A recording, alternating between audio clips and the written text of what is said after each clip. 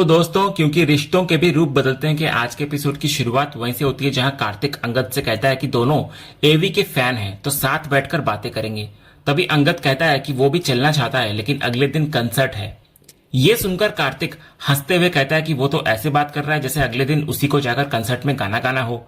फिर वो कहता है कि थोड़ी देर की ही तो बात है, दोनों साथ बैठकर ड्रिंक करेंगे और एवी के गानों और उसके नए म्यूजिक के बारे में बात करेंगे। इतना बोलकर कार्तिक अंगद को अपने साथ ले जाता है। रास्ते में कार्तिक मन ही मन सोचता है कि अच्छा हुआ उसने अपना कमरा वृंदा जी के कमरे से बदल दिया। तभी हमें एक फ्लैशबैक दिखाया जाता है। जब वृंदा रूम चेंज करवाने की रिक्वेस्ट करके निराश होकर वापस जा रही होती है तब कार्तिक ये सब देख लेता है। वो रिसेप्शनिस्ट के पास जाकर पूछता है कि आखिर समस्या क्या है। तो वो लड़की कहती है कि मैडम अपना रूम बदलवाना चाहती है लेकिन होटल का कोई भी कमरा खाली नहीं है। ये सुनकर कार्तिक बिना कुछ सोचे अपनी रूम की निकालकर रिसेप्शनिस्ट को दे देता है और कहता है कि उसका कमरा वृंदा के कमरे से बदल दिया जाए, लेकिन उन्हें बिल्कुल पता नहीं चलना चाहिए कि यह सब उसने करवाया है। इसके बाद रिसेप्शनिस्ट तुरंत वृंदा के पास जाकर बताती है कि एक रूम खाली हो गया है और उनका रूम चेंज हो सकता है। ये सुनते ही वृंदा काफी खुश हो जाती है। फ्लैशबैक खत्म होता है और वर्तमान में कार्तिक अंगद से बोलता है कि अच्छा हुआ उसे कोई कंपनी मिल गई, वरना वो अकेले बैठकर बोर हो रहा था। इसके बाद दोनों साथ बैठकर ड्रिंक करते हैं। बातों बातों में कार्तिक अंगद से पूछता है कि जब वो एवी का इतना बड़ा फैन है तो बताए कि वो एवी को कितना जानता है। फिर वो उससे पूछता है कि एवी का पहला गाना कौन सा था। इस पर अंगद बोलता है कि वैसे तो एवी के बहुत सारे गाने शानदार हैं, लेकिन उसका सबसे फेवरेट गाना दिल का टूटना है। उसके मुताबिक उस गाने में एक अलग ही जादू था। ऐसा लगता है जैसे उसे बनाने में बहुत मेहनत और दिल लगाया गया हो। कार्तिक मुस्कुराकर बोलता है कि गाना तो सच में बहुत अच्छा था, लेकिन वो तो उसका फेवरेट सॉन्ग हुआ। अगर पहला गाना बता दिया उसने तभी मानेगा कि वो सच में एवी का फैन है। इस पर अंगद बिना देर किए जवाब देता है कि गलतियां। ये सुनकर कार्तिक खुश हो जाता है। वो कहता है कि जवाब बिल्कुल सही है, वो गाना बहुत अच्छा था लेकिन काफी अंडररेटेड रहा। बहुत कम लोगों को उसके बारे में पता था। इसके बारे में कार्तिक मजाक में कहता है कि अब तो मजा आएगा, दो एवी के फैंस एक साथ बैठे हैं तो अब एवी के बारे में ही बात होगी। हालांकि उसे पूरा भरोसा है कि सामने वाला यानी कि अंगद कार्तिक से ज्यादा एवी को नहीं जानता। ये सुनकर अंगद मन ही मन मुस्कुराता है। वो सोचता है कि आखिर वो कार्तिक को कैसे बताए कि एवी वही खुद है और जिन गानों की वो तारीफ कर रहा है वे उसी के गाने हैं। इसके बाद कार्तिक दोबारा ड्रिंक उठाते हुए कहता है कि अब एक फैन और एक सुपर फैन मिलकर एवी की बातें करेंगे। तभी अंगद बोलता है कि उसे एक बात समझ नहीं आती, आखिर एवी में ऐसा क्या जादू है कि लोग उससे इतना जुड़ाव महसूस करते हैं। उसने कभी सोचा नहीं था कि उसे इतनी बड़ी फैन फॉलोइंग मिलेगी। उसे तो लगा था कि शायद सिर्फ लड़कियां और बच्चे ही उसके गाने पसंद करेंगे।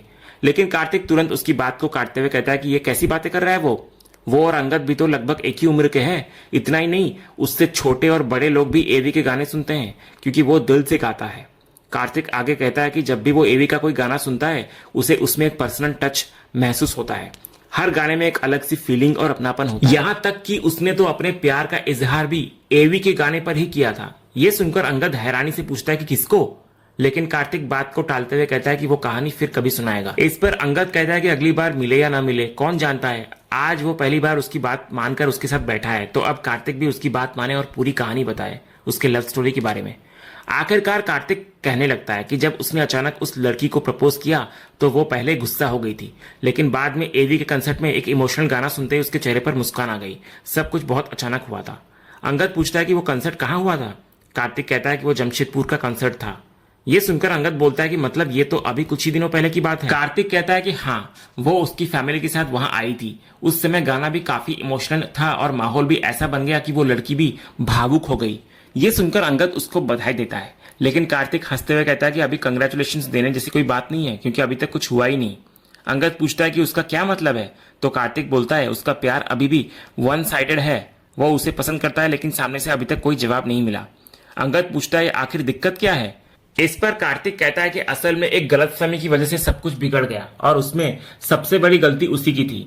अंगद धीरे से कहता है कि अगर उसे बुरा न लगे तो वो पूरी बात जानना चाहता है। तब कार्तिक बिना कुछ छिपाए पूरी घटना बताने लगता है। वो कहता है कि उसके घर पर डिनर पार्टी थी, सब कुछ बहुत अच्छा चल रहा था, लेकिन तभी एक लड़की आई और उसने उस लड़की के बारे में ऐसी ऐसी बातें कही कि पूरा माहौल बदल गया।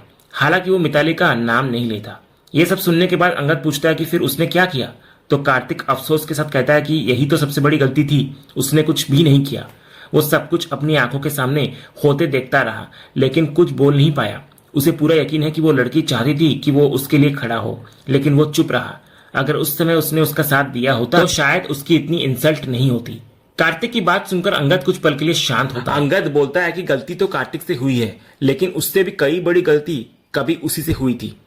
इतना बोलते ही उसकी आंखों के सामने वृंदा की यादें घूमने लगती है। कैसे उसने गलतफहमी में आकर उसके चरित्र पर सवाल उठाए, उसे अपमानित किया और गर्भावस्था में उसे अकेला छोड़ दिया। वो पूरी घटना कार्तिक को विस्तार से बताने लगता है और कहता है कि सिर्फ एक गलतफहमी ने उसकी पूरी जिंदगी बर्बाद कर दी। इसके बाद अंगद बोलता है कि उसकी नजर में हर गलती की माफी हो सकती है, फर्क सिर्फ इतना है कि इंसान कितनी जल्दी अपनी गलती मानकर सच्चे दिल से माफी मांगता है। फिर वो कार्तिक से पूछता है कि क्या वो सच में उस लड़की से प्यार करता है और उसके साथ अपनी पूरी लाइफ बिताना चाहता है।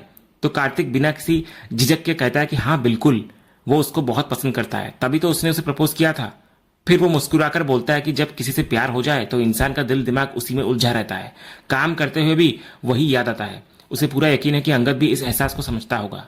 अंगद भी हल्की मुस्कान के साथ कहता है कि वो भी समझता है।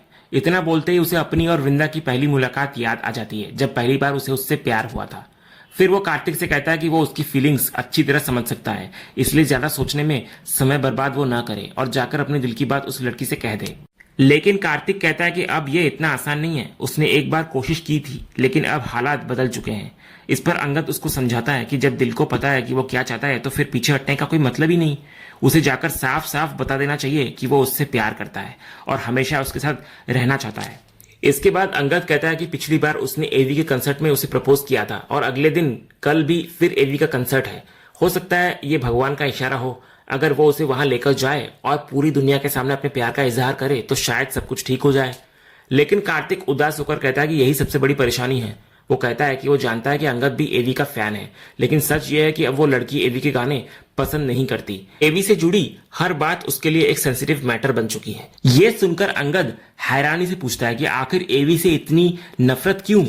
तो कार्तिक बोलता है कि उसने पहले ही बताया था कि उसके घर की डिनर पार्टी में जो कुछ हुआ था उसकी वजह भी कहीं ना कहीं एवी ही था, इसलिए उसे नहीं लगता कि वो अब एवी का चेहरा तक देखना चाहेगी। इस पर अंगद शांत होकर बोलता है कि कोई बात नहीं, जहां चाहने वाले होते हैं वहीं नफरत करने वाले भी होते हैं, लेकिन प्यार करने वाला इंसान इतनी आसानी से हार नहीं मानता। वो कार्तिक से बोलता है कि अगर कंसर्ट सही नहीं लगता तो उसे कहीं और ले जाए, चाहे रेस्टोरेंट हो, चर्च हो या उसकी पसंद की कोई भी जगह, बस अपने दिल की बात उससे जरूर कह दे। अंगद आगे बोलता है कि अगर आज भी उसने अपनी फीलिंग्स नहीं बताई तो पूरी लाइफ यही अफसोस रहेगा कि वो अपने दिल की बात कभी कह ही नहीं पाया, क्योंकि जब इंसान किसी अपने को हमेशा के लिए खो देता है तभी उसकी असली कीमत समझ में आती है। ये कहते कहते अंगद खुद भी इमोशनल होता हुआ नजर आता है। तब कार्तिक माहौल को हल्का करते हुए कहता है कि ड्रिंक तो वो कर रहा है, लेकिन नशा जैसे अंगद को चढ़ गया हो, दुख तो वो सुना रहा है अपना और इमोशनल सामने वाला हो गया। फिर वो मुस्कुराकर बोलता है कि अंगद दिल का बहुत साफ इंसान है। जिस तरह दोनों आज अचानक मिले और घंटों बातें करते रहे, उसे लगता है कि अगर पहले मिले होते तो शायद बहुत अच्छे दोस्त बन जाते। इसी बीच अंगद का कॉल आता है। दूसरी तरफ विकास होता है। वो घबराकर पूछता है कि अंगद कमरे में नहीं है, आखिर वो कहाँ है? अगर किसी ने उसको पहचान लिया तो बहुत बड़ी परेशानी हो जाएगी। तो फोन रखने के बाद अंगद कार्तिक से कहता है कि अब उसे निकलना होगा, साथ ही वो बिल भी पे करने की बात करता है। लेकिन कार्तिक हंसते हुए कहता है कि उसने ही उसे इन्वाइट किया था, इसलिए बिल भी वही देगा, अगली बार मिलने पर अंगद दे देगा। इसके बाद अंगद वहां से निकल जाता है। उधर कार्तिक मुस्कुराते हुए कहता है कि वो तो उसका नाम पूछना ही भूल गया। फिर वो खुद ही कहता है कि कोई बात नहीं, अगली बार मिलेगा तो जरूर पूछ लेगा। अगला सीन कॉन्फ्रेंस रूम का दिखाया जाता है। वृंदा सभी लोगों के सामने अपना प्रेजेंटेशन दे रही होती है। हर कोई ध्यान से उसकी बातें सुन रहा होता है, लेकिन कार्तिक की नजर सिर्फ वृंदा पर टिकी रहती है। प्रेजेंटेशन खत्म होते ही पूरा हॉल तालियों से गूंज उठता है। तभी एक महिला आकर वृंदा की तारीफ करती है। वो कहती है कि प्रेजेंटेशन का हर पॉइंट बहुत अच्छे और आसान तरीके से समझाया गया। फिर वो उसे कॉन्ग्रेचुलेशंस भी कहती है, तो वृंदा मुस्कुराकर उसको धन्यवाद कहती है। इसके बाद वृंदा जैसे ही वहां से जाने लगती है, पीछे से कार्तिक उसको रोकता है। वो कहता है कि उसे उससे कुछ जरूरी बात करनी है। कार्तिक शाम के बारे में बोलना शुरू ही करता है कि वृंदा बीच में ही कह देती है कि उसे भी शाम को लेकर उससे एक बात करनी थी। दोनों एक दूसरे से कहते रहते हैं कि पहले आप बोलिए। तो आखिरकार वृंदा बताती है कि शाम को उसको एनजीओ जाना है, वो इतनी सारी बैग्स उसी काम के लिए लेकर आई थी। ये सुनकर कार्तिक मुस्कुरा देता है और कहता है कि वो भी तो यही बात करना चाहता था। उसे बैग्स देखकर ही समझ आ गया था कि वृंदा किसी नेक काम के लिए आई है। अगर उसे कोई परेशानी ना हो तो क्या वो भी उसके साथ एनजीओ चल सकता है? कार्तिक कहता है कि वो भी बच्चों से मिलेगा और अपनी तरफ से कुछ डोनेट भी कर लेगा। वृंदा खुशी खुशी हामी भर देती है और कहते हैं कि फिर शाम को साथ चलेंगे। वृंदा के जाते ही कार्तिक खुशी से मुस्कुराते हुए कहता है कि यहाँ तो सब कुछ ठीक हो गया, अब बस देखना है कि जमशेदपुर में हालात कैसे हैं। इसके बाद सीन फैक्ट्री का दिखाया जाता है, जहां इंस्पेक्शन चल रही होती है। इंस्पेक्शन टीम कपड़े का मटेरियल चेक करती है, लेकिन उसे क्वालिटी बिल्कुल पसंद नहीं आती। वे कहते हैं कि उन्हें बताया गया था कि ये फैब्रिक काफी स्ट्रेचेबल है, लेकिन ये तो ठीक से खींच भी नहीं रहा। मटेरियल उम्मीद के मुताबिक बिल्कुल नहीं है, इसलिए उन्हें इस ऑर्डर पर दोबारा सोचना पड़ेगा।